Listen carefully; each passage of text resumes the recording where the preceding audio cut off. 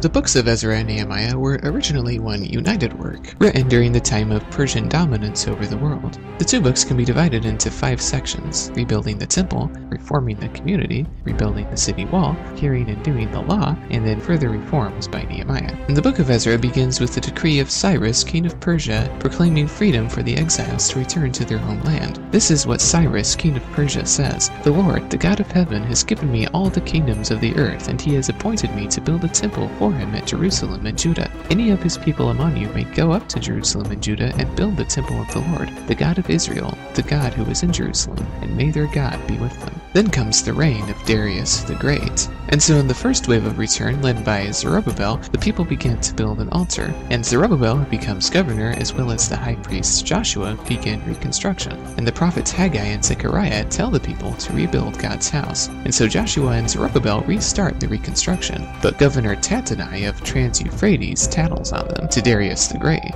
And so Darius the Great looks into the law records of Cyrus, seeing his former decree to rebuild the temple, and he decides to give his blessing to the Jews as well. And so the Jerusalem temple is rebuilt over the next 4 years, and once completed, the people celebrate Passover again. But there's some opposition to the rebuilding. Their enemies send them threats and attempt sabotage, and even petition King Xerxes I. They later petition Artaxerxes, who orders the construction to halt. Eventually, in another wave of resettlement, Ezra arrives in Jerusalem. Ezra is a scribe and a teacher, and he's sent by Darius the Great in order to instruct the people in God's laws. He's entrusted with silver and gold for the temple, and he returns some of the holy items to the temple that had been plundered by Nebuchadnezzar. He also recruits Levites to serve in the temple, and strangely enough, Darius the Great threatens the Jews with death, banishment, or confiscation of property if they don't follow the laws of their God. At the end of Ezra's book, we see an intermarriage dilemma take place. Ezra sees that many Jews married pagan wives, and their children knew nothing of God. And so Ezra accuses the people of sin. The people confess, and the men end up divorcing their wives. Interestingly enough, the book of Ruth, a story about King David's great-grandmother,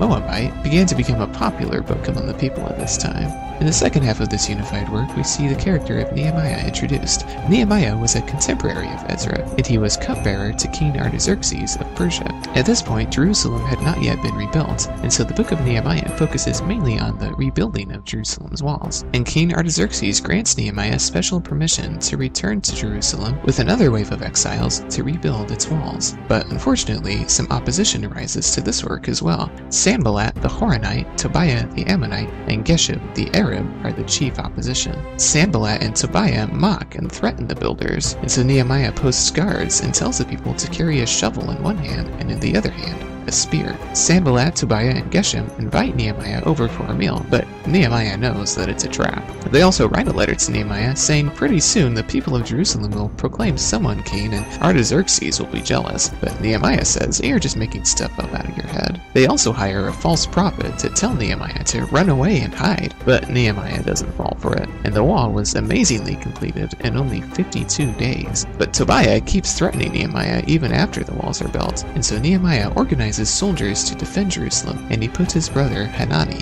in charge. Later on, the poor people of Jerusalem cry out to Nehemiah for help, and Nehemiah rebukes the officials who had oppressed them, and Nehemiah ends up being appointed governor. At this point, the character of Ezra is reintroduced, and he reads the law to the people, and all of the people listen attentively to the whole thing. And Ezra presents a summary of God's faithfulness throughout history. He brought Abraham up out of Ur. He performed signs and wonders in Egypt and rescued his people from Pharaoh. He came down on Mount Sinai. He gave them bread from heaven and water from the rock. He guided them with cloud and fire in the wilderness, even though they worshipped the golden calf. He led them to the promised land. He sent judges to rescue them from enemies. He sent prophets to lead them on the right path. And he did not abandon them, even when they were exiled by the Babylonians for their sin. And after this, all the people sign a contract promising to be faithful to the covenant. And the work concludes with Nehemiah's final reforms. The text says that the book of Moses was read to the people, and they heard the story about Balaam, and they decided they had better send away all the foreigners living in the land. At some point, Nehemiah went back to serve Artaxerxes for a while, and when he returned, he found out that Tobiah, the enemy, was working in the temple, so he sent him away. He also discovered that the Levites and the temple musicians had not been adequately paid in his absence, so he compensated them, and he rebuked the officials for neglecting the temple. He also yelled at and pulled out the hair of the men who had married pagan women and whose children knew nothing of their Jewish heritage, and Nehemiah warned the people not to follow in the ways Knights of Solomon, and the book concludes with him asking God to remember him with favor.